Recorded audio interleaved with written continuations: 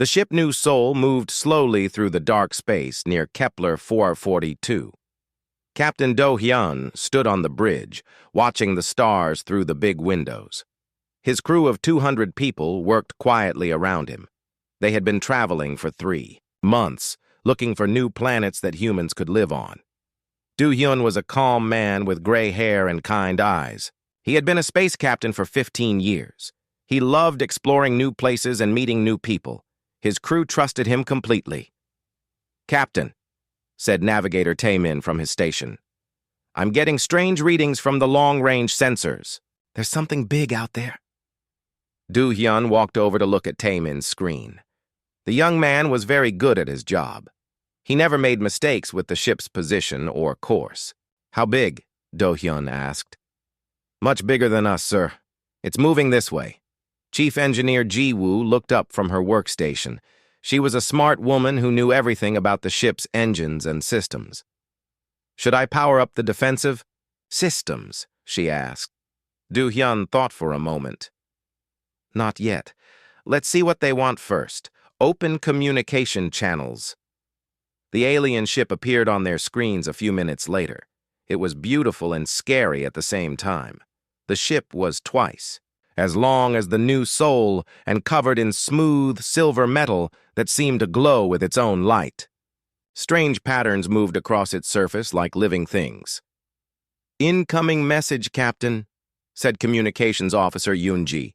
She was young but very good at her job. She could speak 12 different languages. "Put it on the main screen," Do Hyun ordered. The image that appeared made everyone on the bridge go quiet. The alien looked like a human in some ways, but taller and thinner. Its skin was pale blue, and its eyes were completely black. It wore a uniform that looked like it was made of liquid metal. "I am Commander Kethmaran of the Veltari Empire," the alien said. Its voice was cold and proud. "You are in our space. Leave now or face the consequences." Do Hyun stepped forward. He kept his voice calm and friendly. "I am Captain Do Hyun of the human ship New Sol. We are on a peaceful exploration mission. According to galactic law, this system is open space.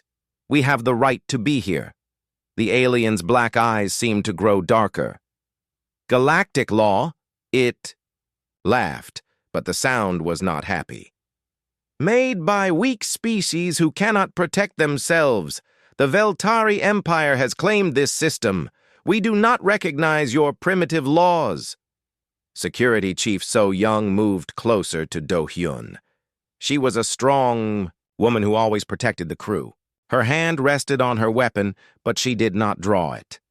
"We don't want to fight," Do Hyun said, "but we also will not run away from legal space. Perhaps we can work together. We could share what we learn about this system."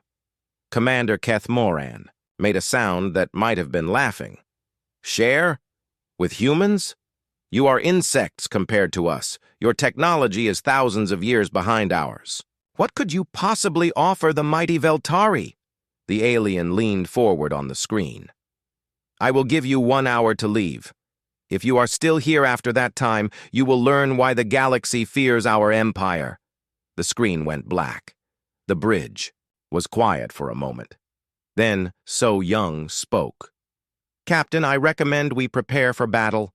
Their ship has weapons that could destroy us easily." Do Hyun nodded slowly. "Ji Woo, what's our status?" The engineer checked her screens. "All systems are working normally. Engines are at full power. Shields are ready. But, Captain, if they have the technology I think they do, our weapons won't do much damage to their ship." "Maybe we should leave," said Taemin quietly. "We could come back later with more ships." Do Hyun looked around at his crew. These were good people who trusted him to keep them safe. But he also knew that running away would only make the problem worse. If humans ran every time someone threatened them, they would never be able to explore space safely. "No," he said finally. "We stay. This is legal space, and we have a right to be here. If we run now, what happens to the next human ship that comes here, or the next one after that?" The crew nodded. They understood. For the next hour, they watched the alien ship on their screens. It did not move closer, but it did not leave either. It just waited. "Time's up," Yunji announced. Everyone looked at the main screen, expecting to see weapons firing. Instead, the alien ship simply turned and flew away. It disappeared behind a small moon. "That's strange," So Young said. "Why would they leave without attacking?" Do Hyun frowned. Something felt wrong. "Keep scanning for them. They might be hiding." The crew worked through their normal duties for the next few hours. Everything seemed normal. The ship continued its mission, scanning planets and asteroids. The scientists collected data. The engineers maintained the systems. But then strange things started to happen. "Captain," Ji-woo called from her station, "I'm showing a power fluctuation in Section 7. "How bad?" Do-hyun asked. "Not bad. Probably just a loose connection. I'll send a team to check it." An hour later, Tae-min reported a problem with the navigation computer. "It's working, but it's running slower than usual," he said. Then the lights in the dining hall started flickering. The water recycling system made strange noises. Small problems appeared all over the ship. Ji-woo worked late into the night, trying to find the cause. She crawled through maintenance tunnels and checked thousands of connections. Everything looked normal, but the problems kept getting worse. "It doesn't make sense," she told Do-hyun when he found her in the engine room at 3 in the morning. "All these systems are new. They shouldn't be failing like this." Do-hyun helped her look at the computer readouts. Could it be sabotage? From who? There are no alien devices on the ship. I've checked everything twice, but Ji-woo was wrong about one thing. There were alien devices on the ship, but they were too small to see. During the meeting with Commander Kethmaran, tiny robots had been released from the Veltari ship. These nanobots were smaller than dust particles. They had floated through space and attached themselves to the new Sol's hull. The nanobots had been programmed with one mission: destroy the human ship slowly. They crawled through the smallest cracks and holes, finding their way into the ship's systems. Once inside, they began their work. They did not break things quickly or obviously. Instead, they made tiny changes that would cause systems to fail. Over time, they loosened connections just a little bit. They created small electrical shorts. They damaged computer circuits in ways that looked like normal wear and tear. The Veltari wanted the humans to die slowly, in fear and confusion. It would be a good lesson for other species who dared to challenge their empire. By morning, the ship's quantum drive was running at only 60% power. The life support systems were failing in several sections. The communication array was filled with static. Do-hyun called a meeting with his senior officers. They gathered in the conference room looking tired and worried. "Give me the bad news," Do-hyun said. Ji-woo spoke first. "We're losing power throughout the ship. I can't find the cause, but at this rate we'll lose life support in 3 days. Navigation is completely unreliable," Tae-min added. "We can't plot a course home with the computer acting like this." So Young looked grim. "Weapons and shields are at 30% and dropping. If that alien ship comes back, we won't be able to defend ourselves." Do-hyun listened to each report. The situation was getting worse by the hour, and they were trapped, far from any help. But Captain Do-hyun had not survived 15 years in space by giving up when things looked bad. He stood up and looked at his officers. "Then we better figure out how to fix this," he said, "because I'm not letting that arrogant alien win." None of them knew that their real battle was just beginning. The next morning brought more bad news. Systems analyst Hai-won rushed into the meeting room where Captain Do-hyun was talking with his officers. Her face was pale and scared. "Captain, you need to see this," she said, setting her tablet on the table. "I've been studying the system failures all night. Look at this pattern." The screen showed a map of the ship with red dots marking each failure. At first it looked random, but as Hai-won played the recording of how the failures spread, a clear pattern emerged. "The failures aren't random," she explained. "They're moving through the ship in a specific order. Life support first, then navigation, then weapons, then the quantum drive. Someone is attacking us, but not with weapons we can see. Chief Engineer Ji-Woo leaned forward to study the data. That's impossible. There's nothing on the ship that could cause this. I've checked every system twice. What if it's something too small to see? Haewon asked quietly. The room went silent. Everyone knew about nanobots, but they were extremely advanced technology. Most species in the galaxy could not make them. The Veltari, Security Chief So Young said grimly. When they were talking to us, they must have released nanobots. Microscopic robots designed to destroy our ship from the inside. Do-hyun felt his stomach drop. Nanobots were almost impossible to stop once they got inside a ship. They could repair themselves, multiply, and adapt to any defense. Most species who faced nanobot attacks simply died. How long do we have? He asked. Ji-Woo checked her readings. At the current rate of failure, maybe 2 days before life support completely shuts down. The quantum drive will fail first, so we can't escape even if we wanted to. Young-ho, the ship's best mechanic, had been quietly listening. He was a practical man who fixed things with his hands rather than computers. Captain, he said slowly, maybe we're thinking about this wrong. What do you mean? Young-ho stood up and walked to the wall display. These nanobots, they're designed to attack advanced technology, right? Quantum drives, computer systems, energy weapons. But what about old technology? Everyone looked confused except Ji-Woo. Her eyes suddenly got wide. The backup systems, she whispered. Exactly, Young-ho said with a small smile. Every human ship has backup systems, old simple technology that we keep in case the fancy stuff breaks. Chemical batteries instead of quantum power cells. Mechanical switches instead of computer controls. Basic radio instead of subspace communication. Haewon was already typing on her tablet. The nanobots would be programmed to recognize standard galactic technology, but human backup systems are different, older, more primitive. The Veltari probably never even considered them worth programming into their nanobots, So Young added, understanding the idea. Do-hyun felt hope for the first time in hours. Can we run the ship on backup power? Ji-Woo was already thinking. Not the whole ship, but we could keep life support running in essential areas, maybe even get basic engine power. Do it, Do-hyun ordered. Whatever you need, you have it. All hands to emergency stations. The next 12 hours were the hardest work the crew had ever done. Ji-Woo and her engineering team crawled through every maintenance tunnel on the ship. They disconnected the main computer systems and connected old manual controls. They replaced quantum power cells with chemical batteries that were meant to last only a few hours in emergencies. Young-ho worked with a team of mechanics to set up a mechanical steering system. It was like something from a ship built 200 years ago, but it worked without any computer help.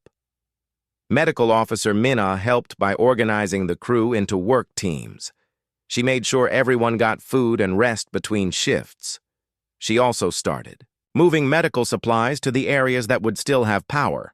Navigator Tai-min worked with Communications Officer Yoon-ji to set up the emergency radio system. It was much weaker than their normal communication array, but it did not need computer control. This is crazy, Tai-min muttered as he connected old-fashioned wires. We're turning a modern starship into something my grandfather might have built. Your grandfather's technology worked for hundreds of years, Yoon-ji reminded him. Maybe there's something to be said for keeping things simple. While the crew worked on the ship, scientist Sang-ho had a different job. He was trying to catch one of the nanobots so they could study it. This was almost impossible because the robots were too small to see and too smart to be trapped easily. But Sang-ho was patient. He set up hundreds of tiny traps throughout the ship. Most of them were empty, but finally one trap caught something. I've got one, he called excitedly to Captain Do-hyun. It's damaged, but I can still study it. Under his most powerful microscope, the nanobot looked like a tiny silver spider. It was beautiful and terrifying at the same time.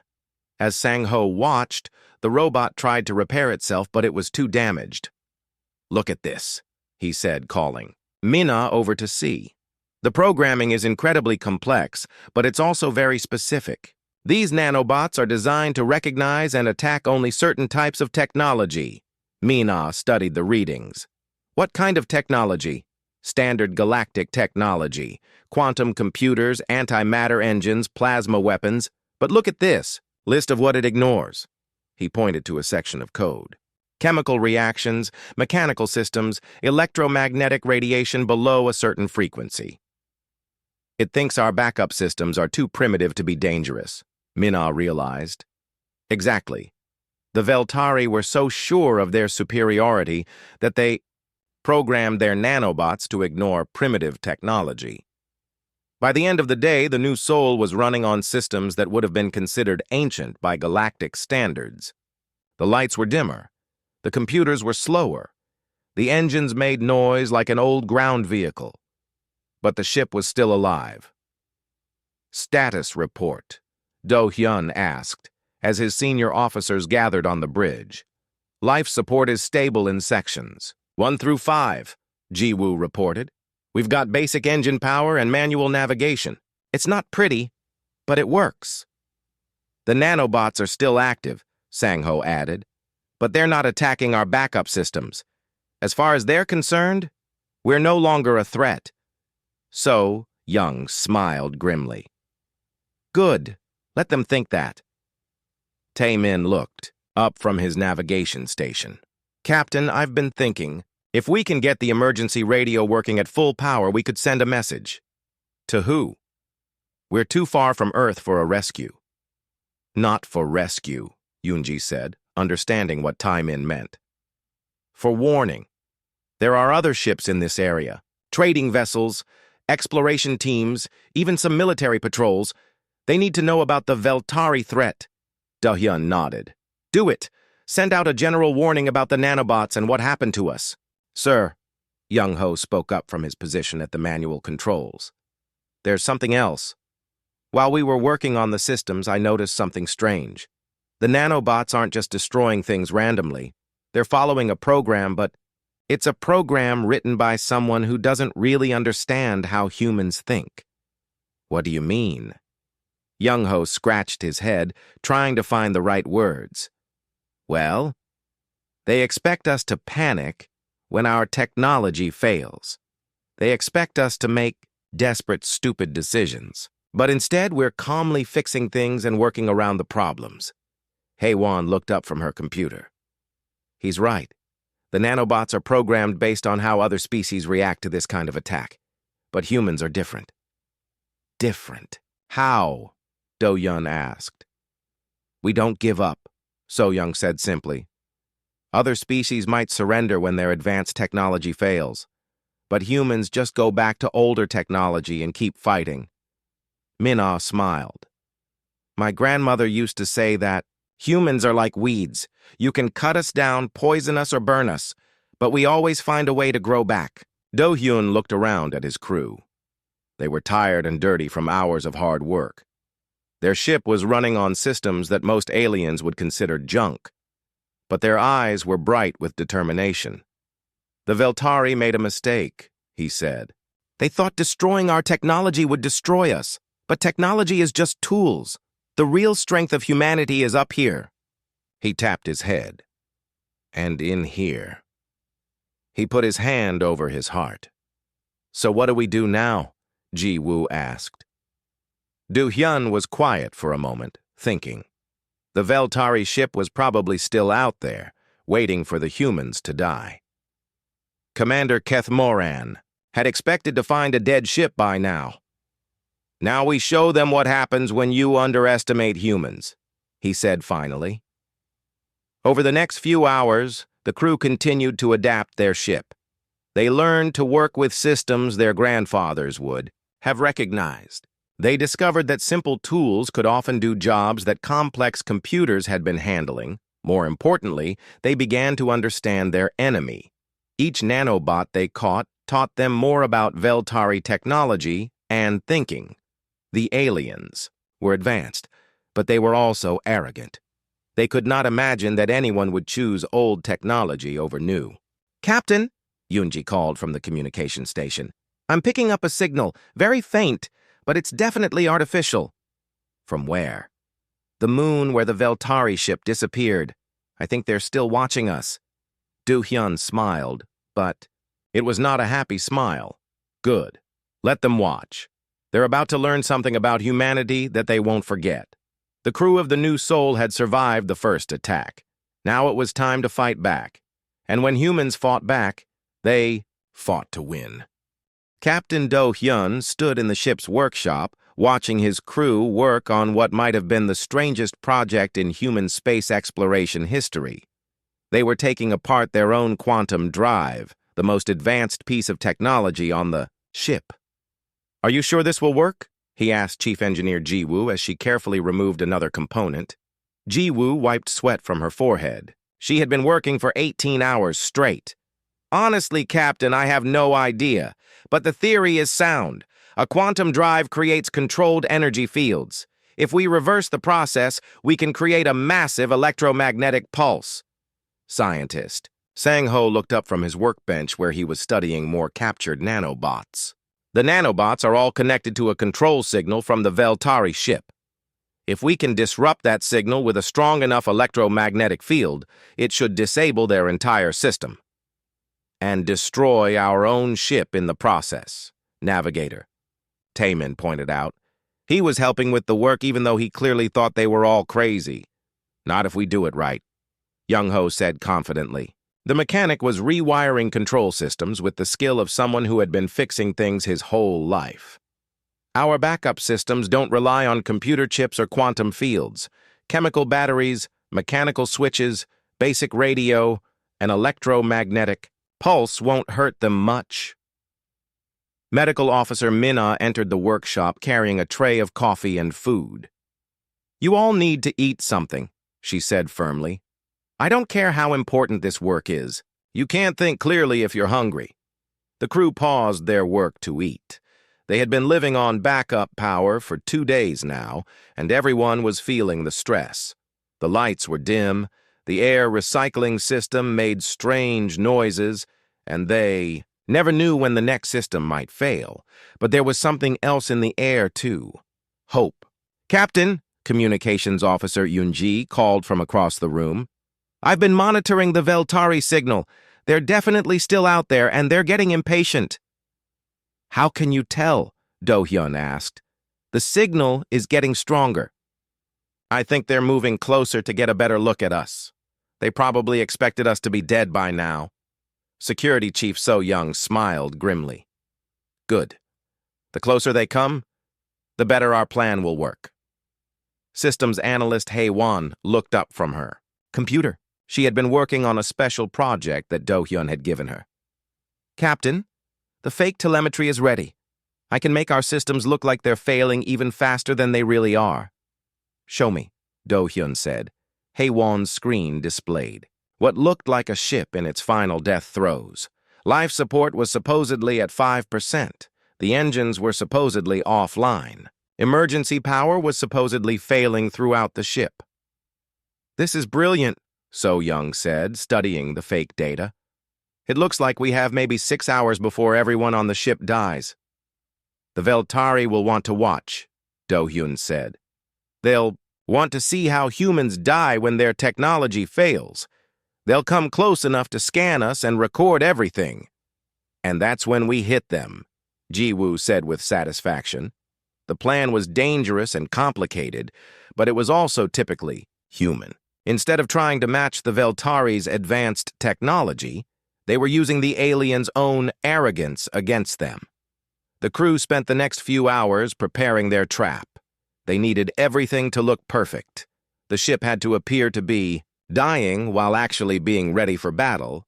Yoonji worked on broadcasting the fake emergency signals. She made them sound desperate and confused, like a crew that was panicking as their ship fell apart around them. Taemin programmed the navigation computer to send out false position data. According to the signals, the New Soul was drifting helplessly, unable to control its course. Mina organized the crew into emergency positions. Everyone had to be ready to act quickly when the time came.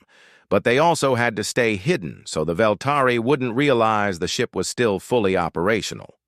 Meanwhile, Jiwoo and her team finished converting the quantum drive into an electromagnetic pulse weapon. It was the most dangerous thing they had ever built. If something went wrong, it would destroy their own ship instead of the enemy. The power levels are incredible, Sang-ho said, checking the readings. This pulse will be strong, enough to overload any electronic system within 50 kilometers, including our own advanced systems, Young-ho pointed out. Once we fire this thing, we'll be stuck with the backup systems permanently. Do-hyun looked around at his crew. They were all volunteers for this mission, and they all understood the risks. Are we sure we want to do this? Once we fire the EMP, there's no going back. We'll be stuck in this system until someone comes to rescue us.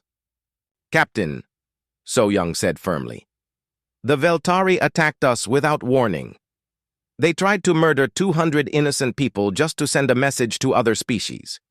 They need to learn that there are consequences for that kind of behavior. The IA others nodded in agreement. They were scared, but they were also angry. The Veltari had underestimated human determination, and now they were going to pay for that mistake.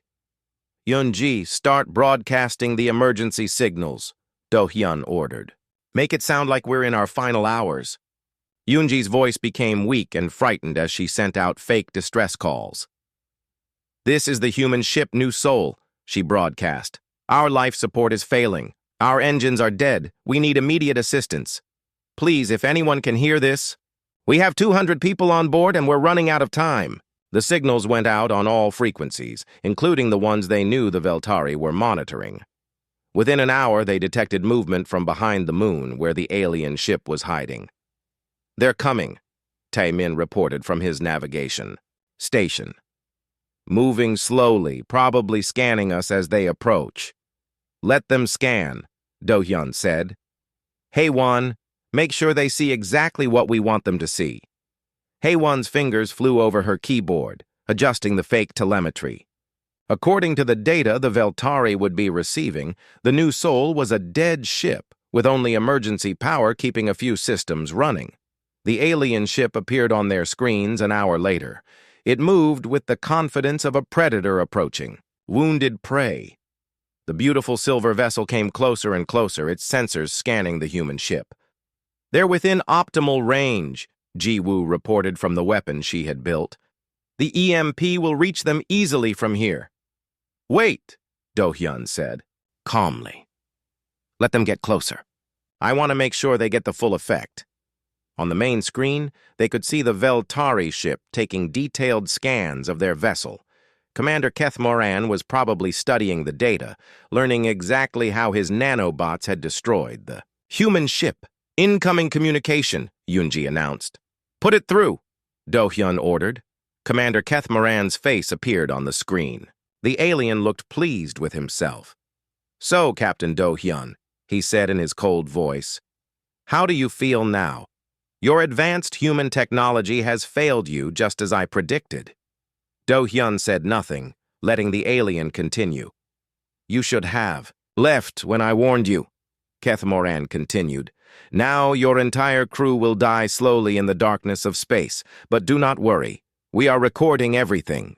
Your deaths will serve as a lesson to other species who think they can challenge the Veltari Empire. The alien leaned forward on the screen.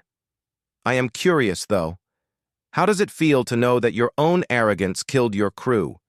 If you had simply acknowledged our superiority and left, none of this would have happened. Do-hyun finally spoke. His voice was calm and steady. You're right about one thing, Commander. This will serve as a lesson, but not the lesson you think. Keth Moran looked confused. What do you mean? I mean that you were warned too, Do-hyun said. Humanity values peace, but we don't tolerate treachery. You chose to attack us with deception. Rather than face us honorably, you chose to try to murder innocent people rather than simply ask us to leave.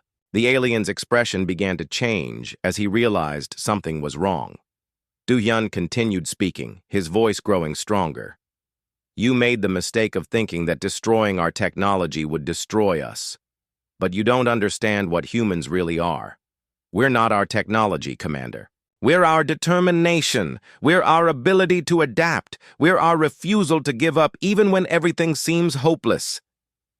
What are you talking about? Keth Moran demanded. Your ship is dead. Your crew is dying.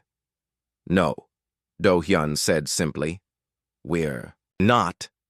He looked directly into the alien's black eyes. Don't say you weren't warned.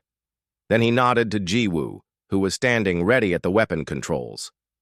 Fire, he ordered. The electromagnetic pulse erupted from the modified quantum drive like a silent explosion of invisible energy. It spread out in all directions, washing over both ships in a wave of electromagnetic force. On the human ship, the lights flickered and several computer screens went dark. But the chemical batteries kept working. The mechanical systems kept running. The radio kept broadcasting.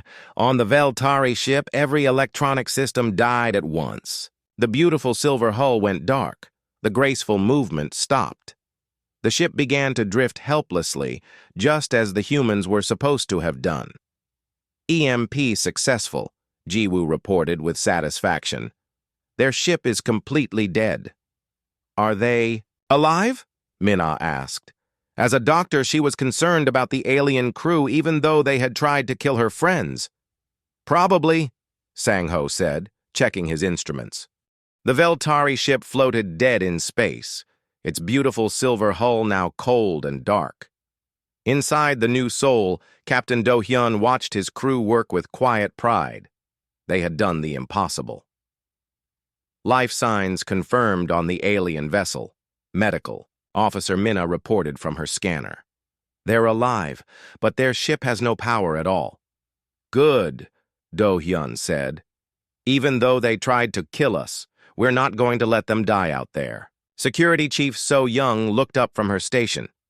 Captain, I'm detecting multiple ships heading our way. 3 vessels, all moving fast. Friendly or hostile? Do Hyun asked. Communications Officer Yoon-ji checked her instruments. One is definitely a Galactic Council patrol ship. The other 2? I think they're trading vessels that heard our broadcast. Within 2 hours, the first ship arrived. It was a sleek Council patrol vessel with the authority to investigate crimes in space. Captain Do Hyun had never been so happy to see official help. This is Commander Veltar of the Galactic Council ship Justice. Came a voice over the radio. We received your emergency broadcast. Are you in need of assistance? This is Captain Do Hyun. We are safe now, but we have a situation that requires council investigation. The Veltari Empire attacked our ship with illegal nanobot weapons. There was a pause. Did you say nanobots? That technology is banned by galactic law. Yes, sir. We have evidence in a disabled Veltari vessel. We request immediate investigation. The council ship moved closer, its sensors scanning both vessels. Commander Veltar was a Zephyrian, a species known for being fair and honest. His people had blue-green skin and large, intelligent eyes. Captain Do Hyun, I see that your ship is running on emergency power. Do you need medical assistance or evacuation? Negative, Commander. We're operating on backup systems by choice. Our main systems were damaged by the nanobot attack, but we've adapted. Within an hour, a council investigation team beamed aboard the new Seoul. Commander Veltar was tall and thin with a calm manner that made everyone feel safe. Captain, he said, shaking Do Hyun's hand. Please tell me exactly what happened. Do Hyun led the investigation team to the conference room where his senior officers were waiting. Scientist Sang-ho had prepared samples of the captured nanobots and all the data they had collected. 3 days ago, we encountered a Veltari vessel commanded by Keth Moran, Do Hyun began. He ordered us to leave this system, claiming it belonged to their empire. When we refused, citing galactic law, he threatened us and left. Commander Veltar listened carefully, taking notes. What happened next?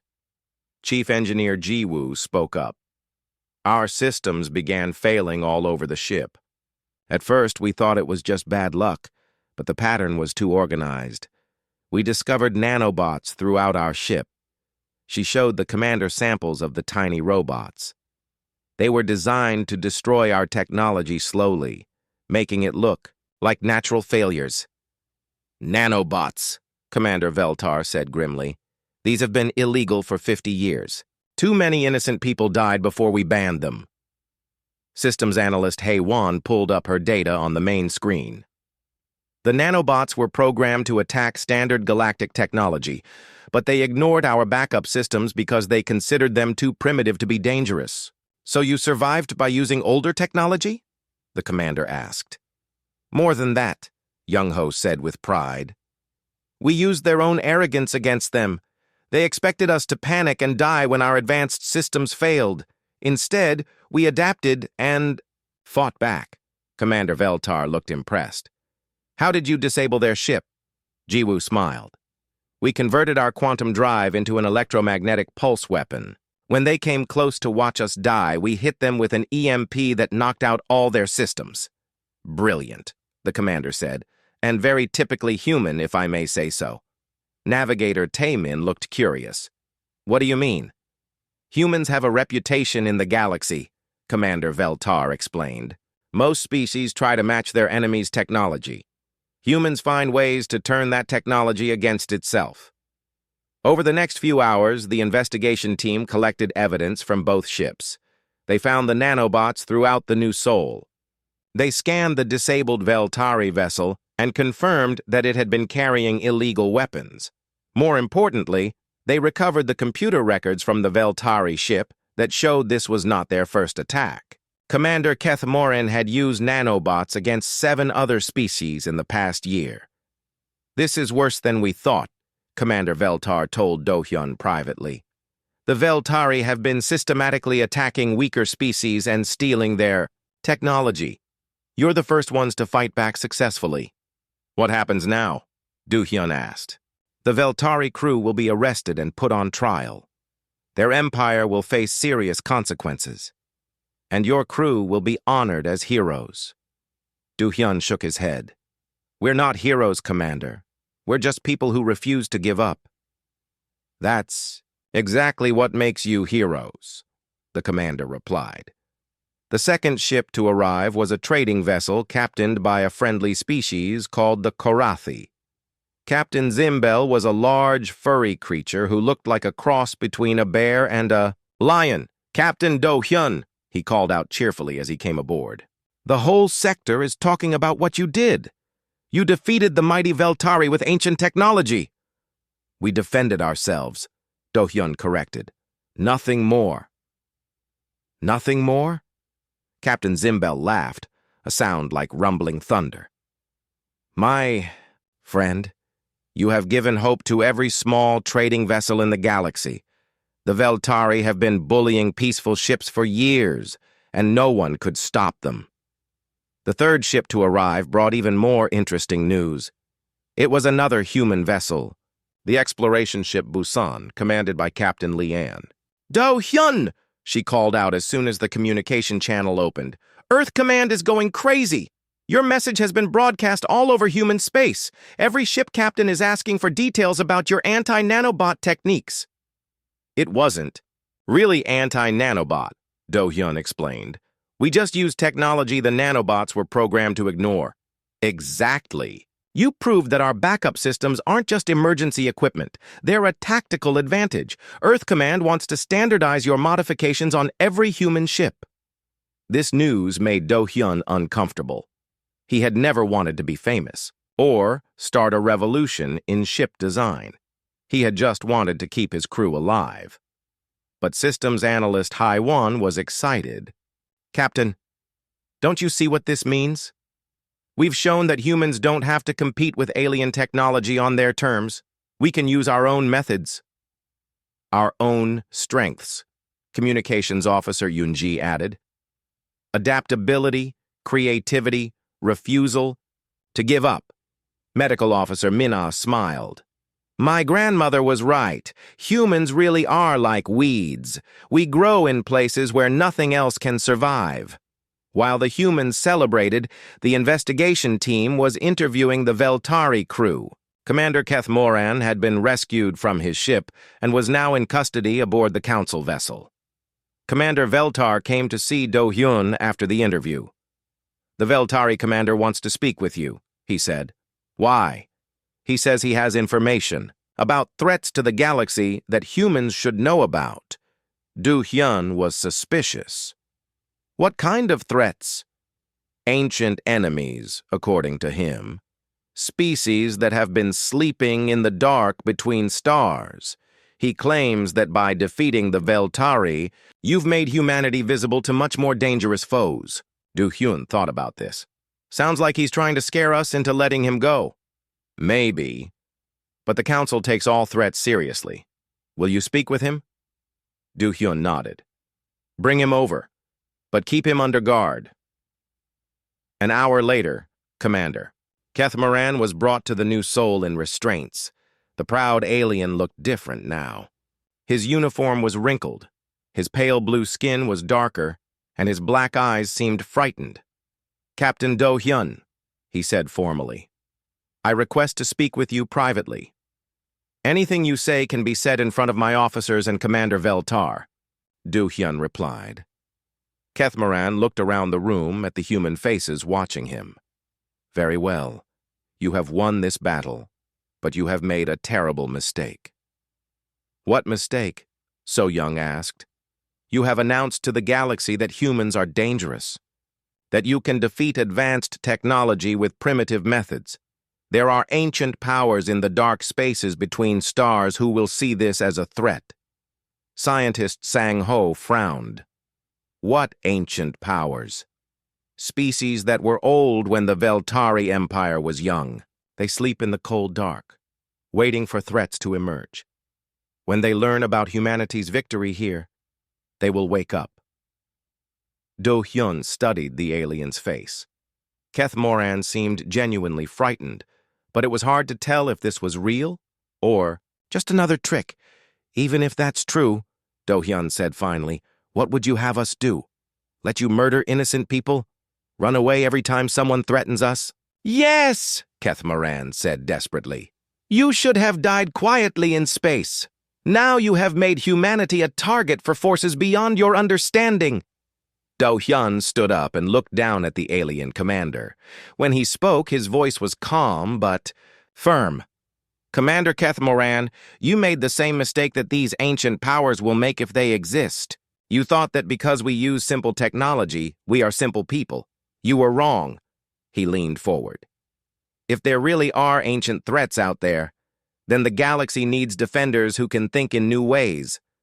Defenders who don't give up when their technology fails." 6 months later, Captain Do-hyun stood in the meeting room of Earth Space Command headquarters. The room was full of important people, admirals, scientists, diplomats, and engineers. Everyone wanted to hear about what happened at Kepler 442. "Investigation is complete," announced Admiral Park, a stern woman with gray hair. "The Council found that the Veltari Empire was responsible for illegal attacks on 17 different species over the past 3 years. Commander Keth Moran and his crew have been sentenced to life in prison." The room was quiet as she continued. "More importantly, the Council has banned the Veltari Empire from all civilized space. Their ships are not allowed in any system that follows galactic law."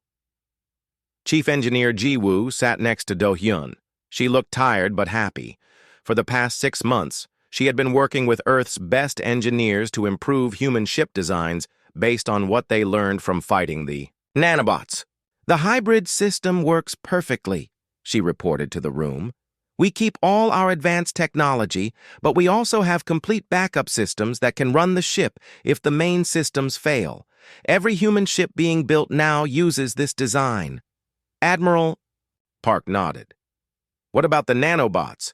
Are we protected against future attacks?" Scientist Sang-ho stood up to answer. He had become Earth's leading expert on nanobot technology. We've learned how to detect them early and how to create electromagnetic fields that disrupt their programming. But more importantly, our backup systems make nanobot attacks much less effective against human ships. Systems analyst Haiwan added, "We've also shared this information with our allies. 12 different species have adopted similar hybrid systems for their ships." The meeting continued for 2 hours, covering every detail of the incident and its effects. When it was over, Do Hyun walked outside with his crew. They had all been promoted and given medals, but they seemed more interested in getting back to space. "When do we leave for the next mission?" Navigator Tae-min asked. "Next week," Do Hyun replied. "The Council wants us to lead a joint exploration mission to the Andromeda sector. 5 different species working together." Security Chief So Young smiled. "I bet they're hoping some of our human luck will rub off on them." "It's not luck," Medical Officer Minna said. "It's just being prepared for things to go wrong." Communications Officer Yoon-ji looked at her tablet. "Captain, we're getting messages from all over the galaxy. Trading captains, exploration teams, even some military commanders. They all want to know more about our primitive technology tactics." Do Hyun sighed. He still wasn't comfortable being famous. "What do they want you?" "Know everything. How to set up backup systems, how to train crews to work without computers, how to think like humans when dealing with advanced enemies." Young Ho laughed. "How to think like humans, that's easy. When something breaks, fix it. When someone threatens, you stand your ground. When things look hopeless, get creative. Don't forget the most important part," So Young added. "Never give up." As they walked back to their hotel, they passed a news screen showing galactic headlines. The top story made them all stop and stare. "Veltari Empire collapses." The headline, read. "Without their nanobot weapons and banned from civilized space, the empire that once controlled 50 star systems has broken apart. Many former Veltari colonies have declared independence and asked to join the Galactic Council." 50 star systems, Taemin said quietly. "We didn't just stop one attack. We freed 50 worlds." "The galaxy is a safer place," Mina said with satisfaction. But Do Hyun was thinking about Commander Keth Moran's warning about ancient threats.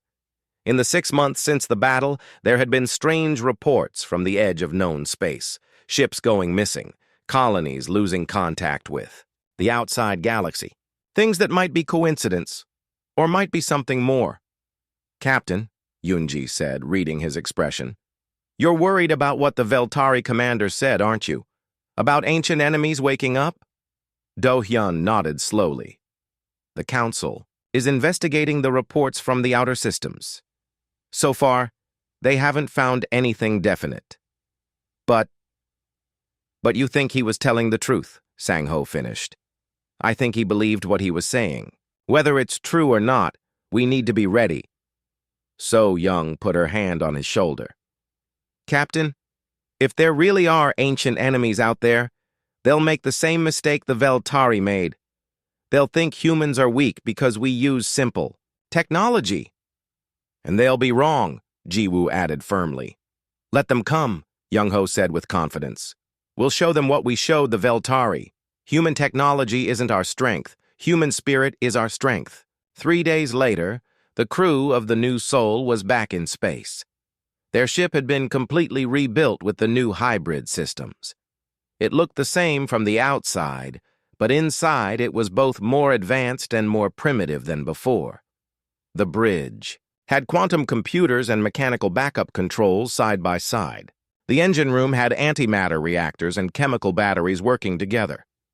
The communication system could send messages across the galaxy or use simple radio if needed. "It's like having 2 ships in one," Taemin said as he tested the navigation systems. "Better than 2 ships," Ji-woo replied. "It's like having a ship that can think on 2 different levels at the same time." Their new mission was to explore a region of space where 3 different species had found signs of ancient technology. The Council wanted to know if these discoveries were connected to the missing ships and lost colonies. As they traveled toward their destination, they received regular updates from Earth and other human colonies. The story of their victory over the Veltari had spread throughout human space, inspiring new generations of explorers and engineers. "Listen to this," Yunji said, reading a message from Earth. "The Space Academy is teaching a new course called Adaptive Engineering. They're using our battle as the main example." "What are they teaching?" Do-hyun asked. "That technology is just tools, and the best tool is a creative mind. They're training new officers to think like we did when everything seemed hopeless." Minna smiled. "My grandmother would have loved that. She always said that humans' greatest invention wasn't any machine. It was the idea that there's always another way to solve a problem." 2 weeks into their journey, they reached the edge of known space. Here the stars were older and dimmer. The space between them was vast and cold. If there were ancient enemies sleeping in the dark, this is where they would be. "Long-range sensors are picking up something," Taemin reported. "It's big, but I can't tell what it is from this distance." "How big?" Do-hyun asked. "Much bigger than any ship in the Council database. Maybe 10 times the size of a normal battleship." The crew exchanged glances. This could be the proof they were looking for that Commander Kethmaran's warnings were real. "Take us closer," Do-hyun ordered, "but slowly, and keep all systems ready for emergency action." As they approached, the object became clearer on their screens. It was definitely artificial, but it was like no ship anyone had ever seen. It was dark and angular, covered in strange symbols that seemed to move when no one was looking directly at them. "It's not responding to our communications," Yunji reported. "Life signs?" Minna asked. "I can't tell. The hull is made of some kind of material that blocks our sensors." Suddenly, the ancient ship began to move. Lights appeared along its hull, and the strange symbols glowed with cold fire. "Captain," So-young said urgently, "I'm reading massive energy buildup. I think it's powering up weapons." Do-hyun made a quick decision. "Send a message on all frequencies. Tell them we're on a peaceful mission and we mean no harm." Yunji broadcast the message, but there was no response. The ancient ship continued powering up its systems. "Captain," Ji-woo said calmly, "should I prepare the EMP weapon?" Do-hyun thought for a moment. They had proven that human adaptability could defeat advanced alien technology. But this was something far older and more powerful than the Veltari. "Not yet," he said. "First, let's try something else." He stood up and walked to the communication station. "Open a channel. All frequencies, maximum power." "Channel open, Captain." Do-hyun looked directly at the ancient ship on the main screen. When he spoke, his voice was calm and strong. "Unknown vessel, this is Captain Do-hyun of the human exploration ship New Seoul. We are here on a peaceful mission of discovery. We do not wish to fight, but we will defend ourselves if attacked." He paused, then continued. "If you choose to attack us, you should know that others have made that mistake before. The Veltari Empire thought humans were weak because we use simple technology. They were wrong.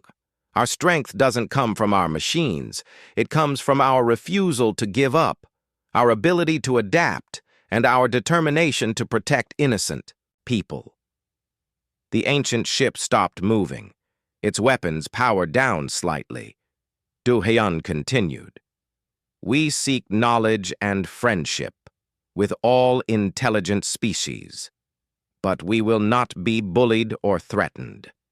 If you want to test our resolve, remember what happened to those who came before you." He looked directly into the camera. "Don't say you weren't warned." For a long moment, nothing happened. Then, slowly, the ancient ship's weapons powered down completely. The lights along its hull dimmed, and without any further communication, it turned and disappeared into the dark between the stars.